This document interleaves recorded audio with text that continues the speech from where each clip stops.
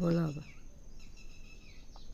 आम्ही गेली 17-18 वर्ष कोर्टात चक्रा मारतोय. ह्या गोष्टीला आता 20 वर्ष व्हायला आली. सरकारी नियमाप्रमाणे कोर्टाने आम्हाला रस्ता मान्य करून दिला आहे. शेतजमीन आमची वडिलोपार्जित इस्टेट आहे, त्या इस्टेटीत जाण्या येण्यासाठी रस्ता दिलेला आहे. तो रस्ता हे लोक नाही म्हणतात, आम्हाला जाऊन येऊन देत नाहीत. नेहमीची मुलांना आम्हाला मारहाण करत राहतात. सरकारी रस्त्याने येताना दमबाजी करतात. आमचं शेत करायला अडथळे हरकत आणतात आणि शेत खायचं नाही, बघू कसा खातो असे म्हणून नेहमी दम देतात. आता परवा पोलिसांकडे गेलो, पण पोलिसांनी बी फिर्याद नाही घेतली. मारलं. 3-4 दिवस हॉस्पिटलमध्ये होतो, सरकारी हॉस्पिटलमध्ये. तिथून आम्ही आलो, परत पोलिसांनी बोलवलं, पोलिसांकडे गेलो. त्यांनी FIR आमची नोंद केली नाही. आणि प्रत्येक गोष्टीला ह्यांची आरेरावी. ह्यांना महसूल खात्याचे नियम आवडत नाहीत. ह्यांना सरकारी अभिलेखाची मोजणी पण आवडत नाही. ह्यांना सरकारी कोड कायद्याचे नियम आवडत नाहीत. आणि आम्हाला जे हक्काने मिळालेली वडिलोपार्जित इस्टेट, त्याच्यामध्ये जाणाऱ्या येणाऱ्या जो रस्ता कोर्टाने आम्हाला कायमस्वरूपी ठेवलेला आहे, पूर्वीचा रस्ता तो कायम ठेवलेला आहे, तरीसुद्धा ही लोक आम्हाला त्याचा वापर करून देत नाहीत. आणि तुम्ही इथं घरच का बांधलं म्हणून सुद्धा दमबाजी आणि कोर्टात त्यांनी हे केलं होतं. आणि परत हे आमचं शेत आम्हाला खाऊन देत नाहीत. ह्या लोकांचा नेहमीचा अत्याचार बंद झाला पाहिजे.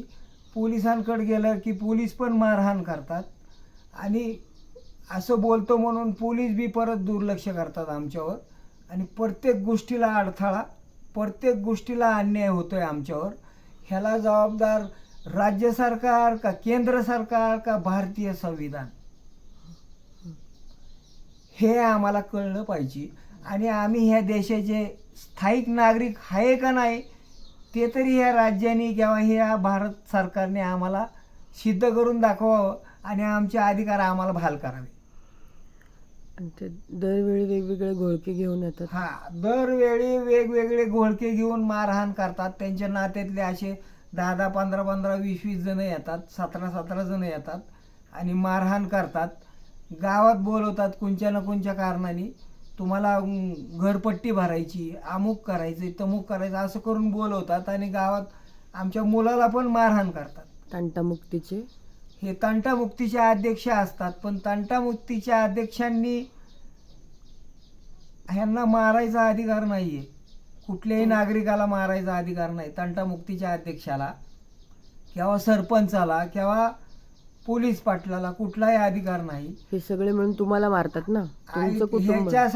ह्याच्यासाठी ह्यांनी मारायचा अधिकार नाही. ह्या अधिकाराचं उल्लंघन करतायत. ह्यांच्यासाठी पोलीस यंत्रणा आहे. जर ह्यांना नाही आवडत तर ह्यांनी पोलिसांकडे घेऊन जायला पाहिजे होतं आणि कायद्याने आमच्यावर कारवाई करायला पाहिजे होती. ह्यांनी मारहाण करायची काय कारण आहे आम्हाला? प्रत्येक गोष्टीला आम्हाला दाबून ठेवतात, प्रत्येक गोष्टीला मारहाण करतात. तुम्हाला गुन्हेगार ठरवण्याचा प्रयत्न सुरू आहे का? सतत गुन्हेगार बनवण्याचाच प्रयत्न सुरू आहे हा. आणि आम्हाला गुन्हेगार बनवून आम्हाला इथं मारून बी टाकतील.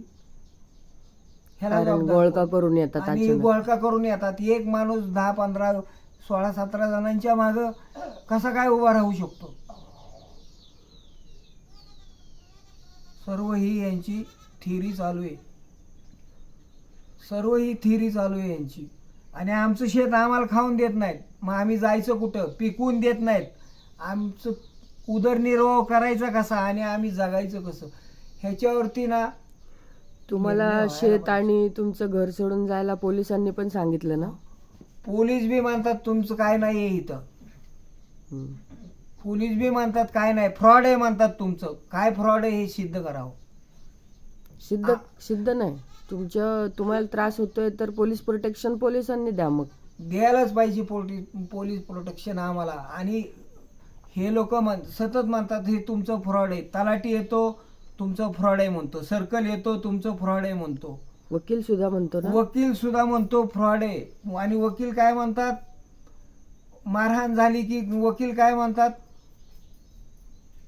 कोर्टात नाही ते सादर करत मारहाण झालेलं. वकील काय म्हणतात, सीजीकडे जावा, डीजीकडे जावा. मग सीजी आणि डीजी ह्याचे निर्णय देतात का?